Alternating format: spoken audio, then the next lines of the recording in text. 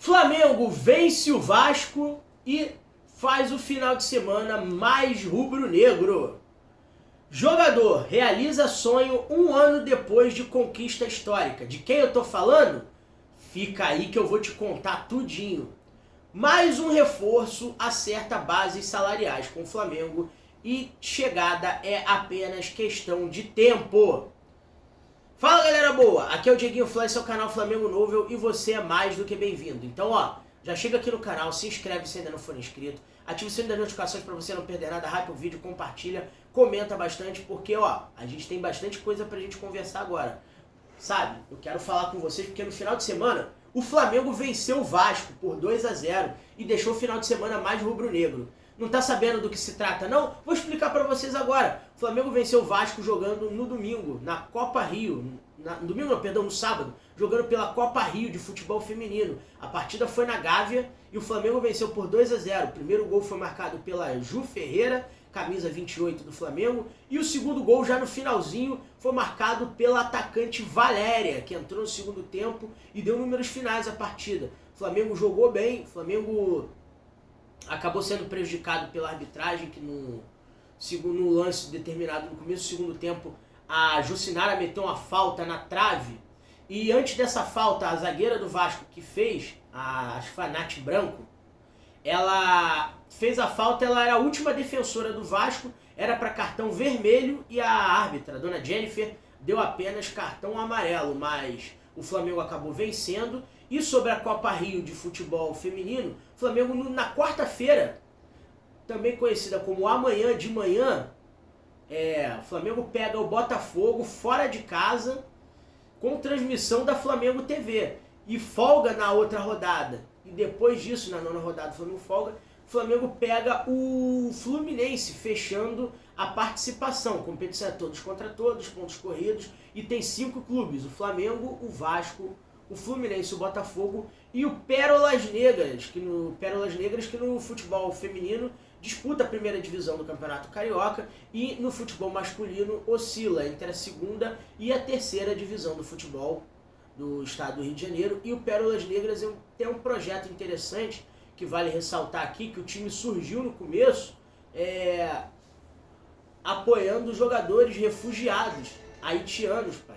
E o Pérolas Negras, pai, ele é um time que chama a atenção, porque ele sabe como ele começou, cara, o projeto? Não sabia, não sei não, nem sabia de que existia esse time. Eu vou explicar pra vocês agora. O Pérolas Negras, cara, é um projeto muito legal aqui do Rio de Janeiro, que ele começou acolhendo jovens de periferia e refugiados, sobretudo do Haiti, alguns africanos também que tinham sonho de jogar futebol, que viram no Pérolas Negras uma porta de entrada no futebol do Rio de Janeiro.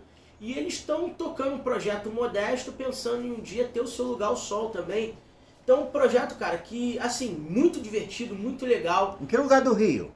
Cara, eles começaram em Marechal, não sei se ainda estão em Marechal Hermes, mas é um projeto muito interessante. Se vocês quiserem, eu vou trazer um material aqui pra vocês sobre o Pérolas Negras. E vocês conheciam esse time? Vocês acompanham o futebol feminino do Flamengo? Vocês gostam quando eu trago as notícias aqui pra vocês? Deixa nos comentários que eu quero saber a sua opinião. Porque agora a gente vai falar de um garoto que realizou o sonho um ano depois de ser campeão e artilheiro na Libertadores Sub-20, que o Flamengo conquistou em 2024 e repetiu a dose em 2025. Um bicampeão da Libertadores agora realizou o sonho de estrear na competição principal e já quer o título também. Eu tô falando, galera, do Wallace Ian, camisa 64 do Flamengo, que começou jogando como meia armador e o Felipe Luiz transformou ele em atacante. O Wallace Ian foi artilheiro junto com o Iago na campanha da Libertadores Sub-20 de 2024, quando o Flamengo venceu o Boca Juniors na final por 2-1. E esse time também depois acabou sendo campeão mundial, vencendo o Olympiacos da Grécia no Maracanã por 2-1. O Wallace Ian estava inscrito na Libertadores Sub-20 2025, que o Flamengo conquistou o bicampeonato frente ao Palmeiras nos pênaltis lá em Assunção, no Paraguai. E a parada é a seguinte, galera.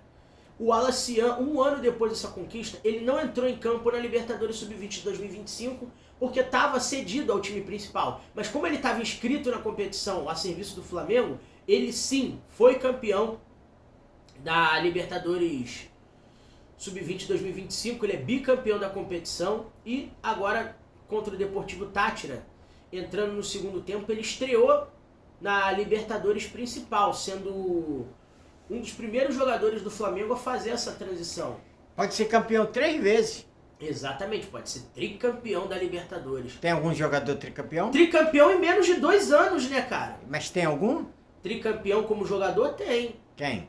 Ah, cara, tem que lembrar aqui. Depois eu vou procurar. Você me pegou, eu posso atualizar esse vídeo com informações para vocês em breve, mas brasileiros tricampeão de Libertadores é meio difícil de lembrar, mas acho que a gente acha algum sim. Mais antigo, nos anos 90, 80 não, mas 80, 90 talvez a gente ache alguma coisa.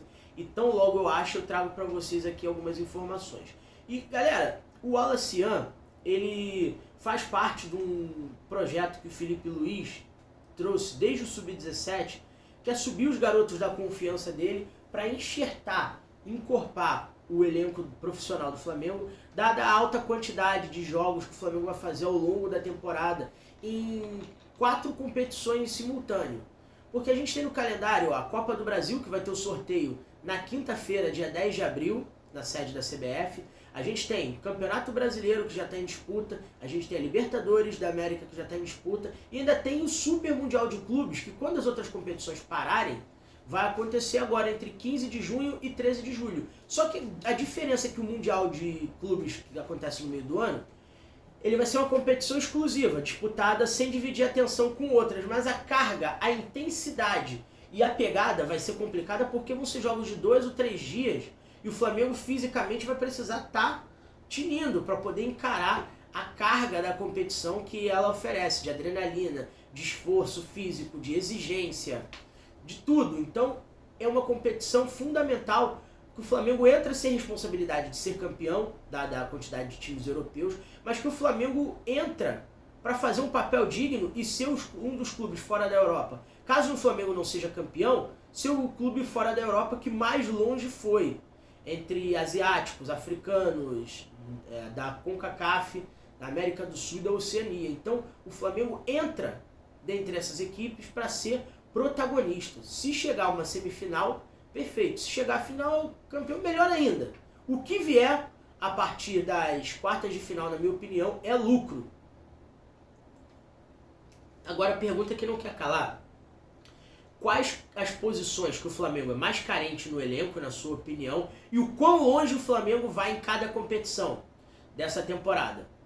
Campeonato Brasileiro, até onde o Flamengo chega? Campeão, Libertadores... Copa Libertadores, o Flamengo vai campeão, vai chegar nas quartas, na semi, na final. Até onde vocês acreditam que o Flamengo vai na Copa do Brasil também? Bate bicampeão, ou chega na final, ou chega o mais longe possível? O que vocês projetam para a temporada do Flamengo? Em paralelo a isso, eu quero saber também quais posições vocês acreditam que o Flamengo seja mais carente. Defesa, meio campo, ataque. Quais setores vocês entendem que o Flamengo precisa se reforçar com urgência? Eu quero saber a sua opinião.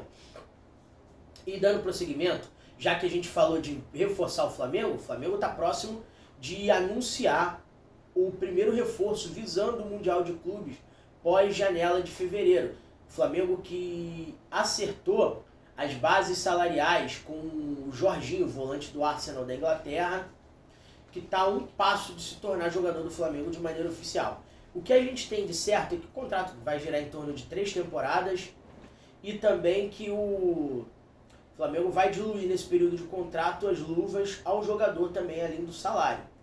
E que o Arsenal não conta com o jogador para a temporada de 2025-2026.